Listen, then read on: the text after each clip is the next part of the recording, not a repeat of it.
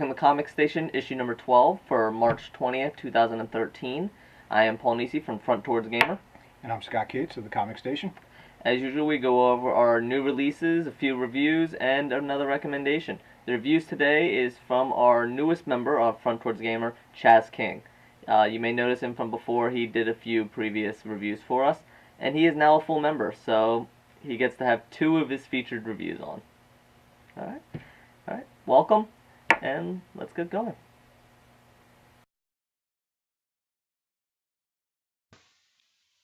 First of all, we want to apologize. There were some technical difficulties with the video and audio, so we are improvising and bringing you the video completely of shots of the comics themselves with my voiceover.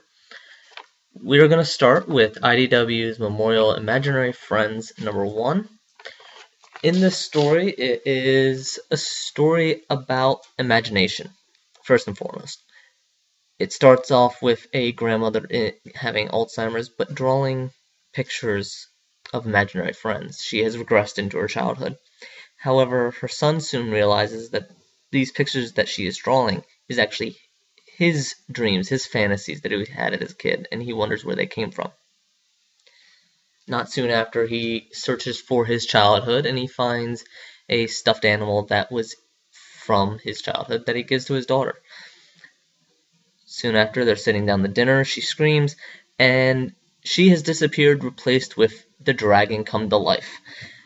This is a story about a talking cat, doors that appear out of blank walls, disappearing daughter, and that dragon.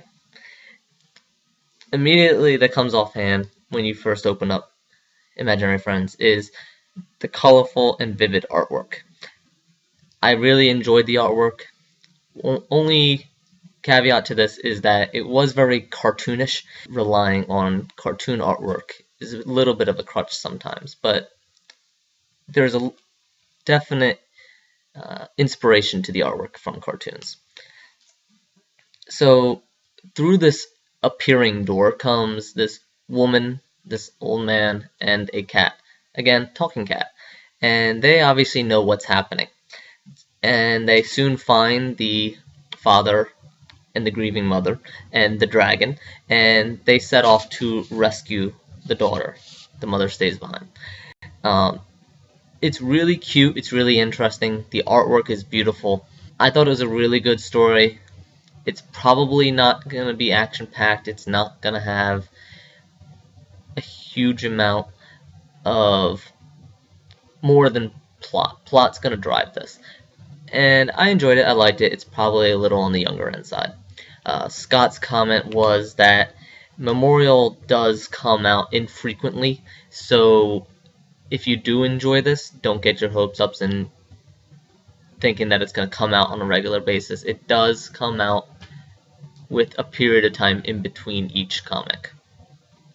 My comment back to him for that was, while it was enjoyable and I liked it, I didn't get the feeling that I had to go out and get the next issue. So I don't think that's going to be a problem. It's enjoyable, it's fast, but it's not half read. The next comic in our issues here is Marvel's Extermination Part 1. This is actually a story that ties into other comics. This has to do with the multiverse where the villains are, in a sense, Kurt and McCoy, who are Nightcrawler and Beast. They're not actually from our world. They're trying to get back to New Apocalypse. This issue centers really around them getting back to Apocalypse and the trouble that causes. They get back, they cause a rift, they go through, and the X-Men from our world, led by Wolverine, follow them through and meet up with the X-Men in New Apocalypse, and then another pair of X-Men come in, and so you have 3 X-Men groups in New Apocalypse, and then, as with most cases, when you open up a portal, something bad comes through. Well, something does, and it follows them, and it comes out, and that is the threat. Overall feeling of the comic was, the art was nice.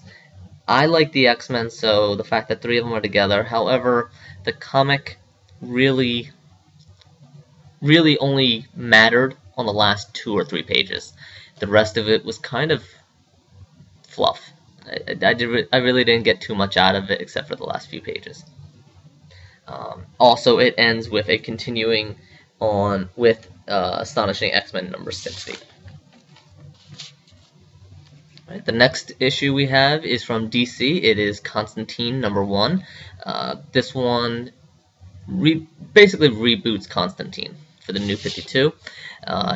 First off, it's beautiful artwork, amazing drawings, really detailed.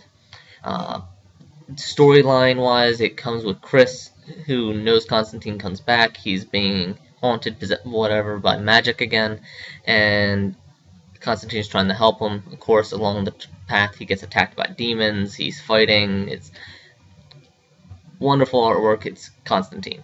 By the end of the book, you know that Constantine is not a hero by the typical hero standards. He is the anti-hero, which Scott agreed with me on that. Scott said that this actually is the continuation of a previous book that went up to 300 episodes, so this is directly after that, but it's a fresh start. As issue number 1, I thought it was really nice. They only spent 2 or 3 pages where they gave background, and it was short. It didn't take up much time. It was done in a very nice way, and for an issue number 1, that's very important. There's a lot of them that spend the entire issue or 2 that go on and on about the character, introducing them, when this one really only took a page or 2 and got right into the action. So as an issue number 1, I thought it was nice. Again, he's not the typical hero, so some people are going to like that. Some people love the anti-hero. Alright. The next one we have is another follow-up. One of my favorites is Deadpool number 6 from Marvel. This is Marvel Now. And as usual, Deadpool is irreverent. He is quick-witted. He's quipping. It's just basically the artwork is beautiful. The action is great. And it's just fun. There is nothing beyond this than just pure fun. You're not going to learn anything. It's not really a huge exposition, any progression in his character. It's just fun, gory, action-packed, hilarious, and I love it. We're going to end up with this episode for new releases with DC's Justice League of America issue number 2, following from one of our previous comic stations.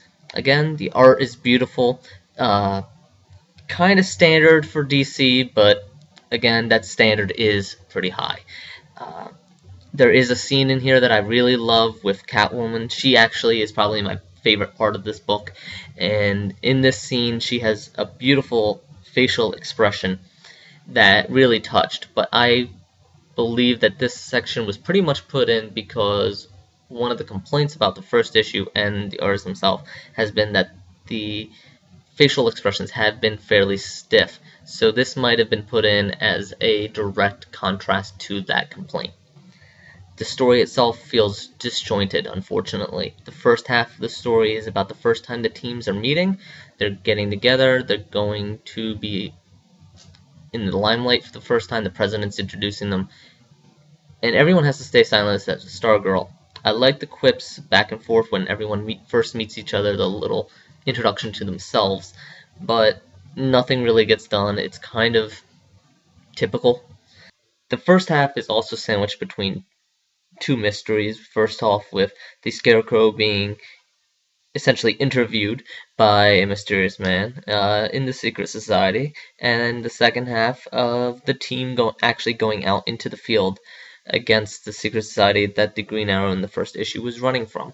They, of course, find trouble, and that part is interesting. I liked that part, but it wasn't enough to raise the first half of the issue above the kind of mediocre start. The second half of the story is about John. Basically, he allows something to happen that made the president feel that he should allow this team to be made. Really, I felt it was added. It took way too long. It was just nothing really gripping.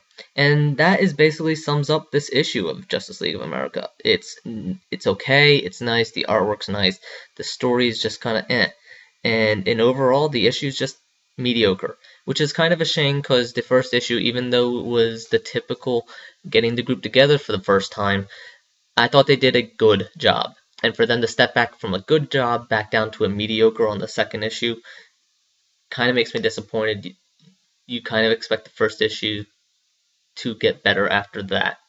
Now, Scott typically believes that you need to get 3 or 4 episodes into a new series for comic books for it to really start ramping up. So this may need some more time, but it's just a disappointment on issue number 2.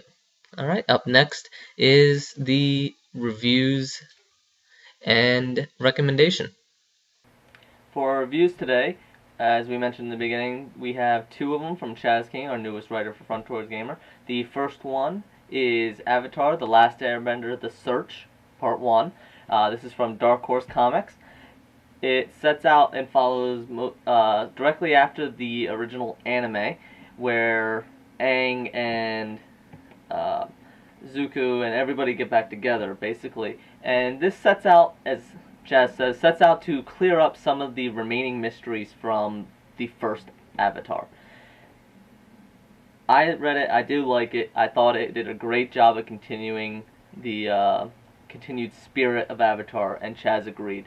Chaz has great things to say about the art, continues well with the plot and the storyline. He seemed to really enjoy it, and as he said, we learn more about Zuko and Ozai's strained relationship. It is a key feature of The Search Part 1, and Chaz specifically wanted to make sure that people were aware that the artwork. He specifically called it out. Very beautiful, very stunning. He ends his review saying that this is a required reading for anybody that is an Avatar fan.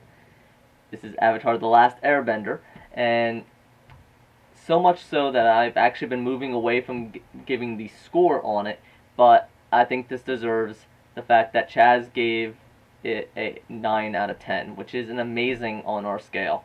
So absolutely he recommends it. The second review that he had was called The Massive Volume 1 Black Pacific. This is another comic by Brian Wood, who has been popping up a lot as making our list on a lot of things, and this is no exception. Chaz has basically, he goes over the story. Chaz says that after the near apocalypse, where Earth basically tried to rebel and get rid of the parasites living on it, which is humans. So it rose up, tried to kill them out, and this is basically setting what Chaz says is supposedly current day, and then flashbacks going into how that event happened. It follows the crew of the ship called the Capital. They're fighting to survive, and it's really centered around the inhabitants of this ship. It's really a lot more about the people in this than actual events or action.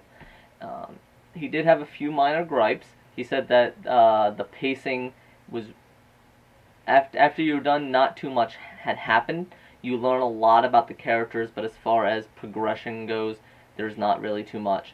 And the flashbacks have kind of a tinged effect on the artwork that he thought was a shame. But the reason that they're minor gripes is that the artwork itself is beautiful. He called that out. It is amazing. So that's why it was a gripe that they had that effect on the art, because it dulled what he thought was really beautiful and vibrant artwork. Brian Wood, again, does some really well written work here, and he makes it, even though it is basically a slice of life, it's about these people surviving. There's not too much action as far as I could read from the review. He does a great job of getting you invested. And he wanted to make sure everyone knew that these minor gripes in no way take away. It doesn't detract from the great story and beautiful artwork, and he recommended it as well. If you want to see the full review and his final score on that one, you can check fronttowardgamer.com. They are both up there, and there should be a link in the article as well for this video. All right, and we have a recommendation today. Well, I'm following up last week with the second issue of Dead Man's Party. These are the 2 of 4, potentially 5, but right now it looks like 4. The pacing in this has been brilliant, along with the artwork. Both Jeff Marsick, the writer, and Scott Barnett have just done a phenomenal job. They actually were both in our store here this past weekend. Very nice guys. But regardless of how nice they are, the work is actually brilliant. I love this. This is by far the best comic book I have read in quite a long time. You have to be able to get it at your local shop. If you can't, you can always contact us. We have plenty of copies here. But this is, I think, a must-read for anybody that likes spy thrillers, anything that has to do with hitmen. If you're a fan of Jason Statham movies, I mean, this has it all. So, really, get out and try to check it out. Dead Man's Party. It is rated mature, nudity, violence, language, but it's well worth the read. Trust me. Yeah, everything I read on the first issue, I haven't had a chance to read the second one yet. Beautiful artwork, photorealistic, almost pencil drawing, and the storyline was really gripping and entertaining, so definitely agree. Alright, this has been issue number 12 for the Comic Station for March 20th, 2013. As always, feel free to leave any comments, recommendations, anything we missed here, anything you'd like to see more of. Let us know, and we will see you next week. See you.